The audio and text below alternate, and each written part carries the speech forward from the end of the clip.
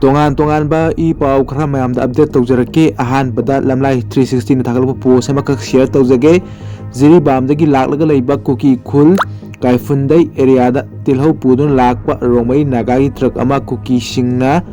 mai tharubadagi Rongmei Naga Student Organization Manipur na Kukisingbu Tamenglong Noney district da boycott toukhr tilhau pudun lakpa truck asi tupul phawa chatpagi lambi da Kukisingna mai thabagi thodok asi thokhibani haire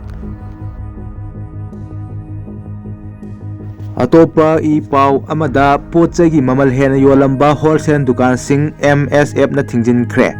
nomagi tangai phadaba polam singi mamal ka hena wangna yolamba imphal gi tongan ba mafam singda leiba wholesale dukan sing thingjin khibaga loina na lengang na su hiram masida akan ba mining sangduna action laukhanaba MSF na chief minister da cherol ama pisinduna taksin khre MSF na thadorakpa cherol amada imphal gi tongan ba mafam singda hangliba dukan singi marakta nomagi tangai phadana sangdaba yadraba pochai gi mamal ka hena yole haina Manipur Student Federation MSF ta waka lakpadagi mahirolop asigi akanaba team amana ngasi imphal gi tongan ba mafam singda leiba dukan sing check tobagi drive ama sathake drive sathaba aduda state langang na pochai gi mamal gi matang thokiba order thawoidana nomagi tangai phadana ba changdaba yadraba pochai gi mamal ka hena wangna yolamba wholesale dukan khara thengnabadagi hairiba dukan sing asi makhatana yon yanaba wafam ama laktriba phawa thingjille haire loinana makhatana MSF na dukan sing da drive sathakigani haire mamak sei me ahum dagi Manipur tholiba irang asina maram oiduna lamdam masiki miyam kham thengna awaba mayonriba matam asida dukandar singna pochagi mamal ka hena wangna yoliba asigi matangda akanba mireng changduna action lokhat pinaba MSF ki maikai dagi chief minister nongthomam biren CAF and PD minister amasung department asigi commissioner da ngasi memorandum piduna taksin kre haire memorandum aduda MSF ki maikai dagi Manipur miyamna pochagi mamal ka hena takalakpagi matangda awaba mayonriba asiga mari lenena mahirolop asigi akanaba team amana imphal area da leiriba dukan singda khudaki oiba drive sing sathaki drive aduda tangai phadal polam sing mamal ka hena wangbana yolamba thenaki haina su serol aduna langa ki pukning singsile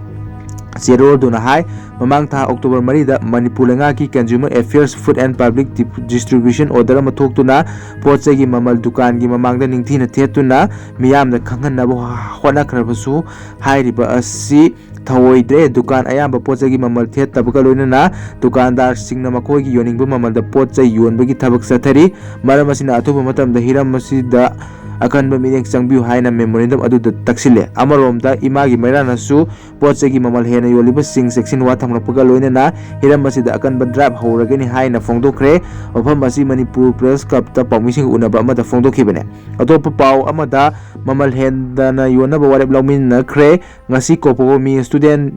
France Desam KSA Suk Ems amadi atopa mahirolup amagi thomi singna imphal gi manungda nongda changdaba yadraba polam singi mamal hena yonba yaroi haidna drive sathaki baga loinana imphal manungda leiriba wholesaler sing city police ki OC and Gokul Chandra amadi Kokomi student front ki mihut singa loinana apunba mifam ama pangthoktuna makha tana polam amata mamal hena yondanaba haina amatu oina lemna khre haire atopa post amada explore Manipur na thaglapa post amakak share tawjage saitol laitam pokpi da lanjena khaba imung singdagi mi leitabagi tanja lauduna nganu yeng hameng so thugaiduna imung changlaga paisa sana phawba yauna yamlaba polam kya huran khre haire atopa post amada kanglai rival haina leiriba account aduna thaglapa post amakak share tawjage sahi kumapan hinglakpasida imphal da sahi kunmathoi leijarakle ngasi phawbada ai mayangdagi pochai leiraga sijanade maiteina alu kg da kun yonbada mayana kg 35 da yoli maitai di pot leibasi ahongba maman daita leinab honai maitai shu tungaire 35 da yonba yaba alu du kun manga da hekta yonab honai thigalubadadi imphal da famliba dukan mayamsi deposit lakh 10 kun tau hekta hai famge hairubada lairaba maitai di lakh 10 kun puthokpa ngamdabanina chenjau paiba mayang na hekta famkhiba sumai tawdana imphal si mayang imphal oikhre dukan ayamba mayangini maitai mayangi dukan da pot yonba yauri thamoidadi nungaitaba ama hekta phawi 2021 की जुलाई की date 14 दा आलू गाली नाकंदा मयांग अमना मैतै मचा अमा फुई क्वा मना phi अमा लैबदा खा हापु यादे ना हाइरुबगी अदुसु नाकंदा मयांगी दुकान दा यावरगा लैबा मोय कुनमुकी ममांगदा करीमता हाइबा ngamde मरमदी मयांगदा मणिपुरी प्रजा डिपेंड तौरा लैबगी हाइरदी दुकान तु हाइदुबा होजिक्ति इम्फाल बाजार की जगह मैतै नगा मैतै पांगलना मयांग दुकान दगी पोट लैद्रसु मोय मयांग मसेन खक लैजिनबदा दुकान खुदिंगदा पोट तंबा ngamद्रबने ग्याल ताबिरो दुकान मपुसिंग डिपोजिट तरा कुन लौबदा अखोइगी मीदा लाख अनीदा डिपोजिट तौरगा फमहलु इम्फाल हान्ना कन्नब होनसी हाइरिबा खरसिदा ग्याल लौथसी असोय अंगाम यावरसु ngakthok ngaksin तौनसी मणिपुरी त्रिपुरागुम ओहेलोसी हाइना महकना शेयर तौरगली अतोपा पोस्ट अमदा day to day Jiribam DJ हन लेरिबा फेसबुक पेज अदुन थागलकपा पोस्ट अमा खक शेयर तौजगे चीरबा मतम असिदा अखोय मसेल मतेंग इतेंग पांगनबगी महुत्ता फेक अकाउंट सेमलगा पेज असिबु हुंदुना लेरिबा असि तौबिगनु पेज असिना ngasi फावबदा मियोय अमतगी पैसा लुपा अमा फावबा लौखिबा लेते लौरमबा थोलबदी खुदम चांगदम पुथोकपिरु मतम अदु मक्तदा पेज असी नखोयदा पिथोके अदुगा पेज असी लनाय मियोय अमतगी ओइबा पेज नचदे मसिदा लनाय नुंगाइतबा सिंग फोंदोक हनिंगदे सकलोतुना फेक अकाउंट दगी हाइरकलिबा वादु पांगदबा अमगी मतौनी अचुम्बा ngang ओइरबदी उनरगा ngangnasi थोकपिरउ नुपी मचा अमगी फोटो की मरुमदगी वा ngang हाइबसी यामना पांगदबा अमगी मतौनी नसा न nganglibadu अचुम्बनि हाइरबदी थौना लायु थोरु हाइना पेज असिना शेयर तौरगली हाइरिबा अखोइगी मांगना हाइरिंगलिबा सि फेसबुक अकाउंट फे अकाउंट अमा हांगगा पैसा नुंसा लौई इमुंग मनुंगी पेज नेना सिगी मखादा यारिबा फोटो की नुपी मचा सिगी अकाउंट अखोइगी नुपी मचा सिगी फोटो हापगा अकाउंट फे अकाउंट अमा सेमगा थागलकपगी मतंगदा माहाना पेनदा वाफम थमलकपने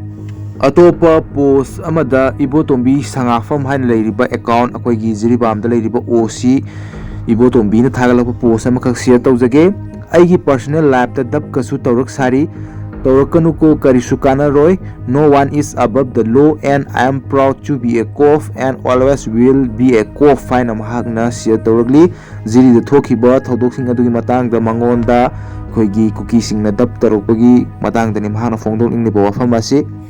ngasi oina aroiba post amada robin mangang khairakpamna thagalakpa post ama amuk share tawjage lanmi masel hatok nasi noina su aikoi bu hadu aikoi na su noigi khulai paipa militant hat kani karisu khangdriba angang macha nupi sing adudi thadok piru karigumba nakoina menungsi amata yaudra nupi angang sing adubu hek loisillamaba ibudau pakhangba ibudau kobru na khangsanu isa hatpa papuge noigi su aina hek pharaba pokpada ngairiba oigera chahi chama surbi hanubi oigera lemna khak to oi hatokani please jiri gi nupi angang sing adu thadok piro haina mahangna share tawgli ngasigi di matang sida video si loisinjarage channel sibunu sibuduna subscribe tawsan bi haijari thank you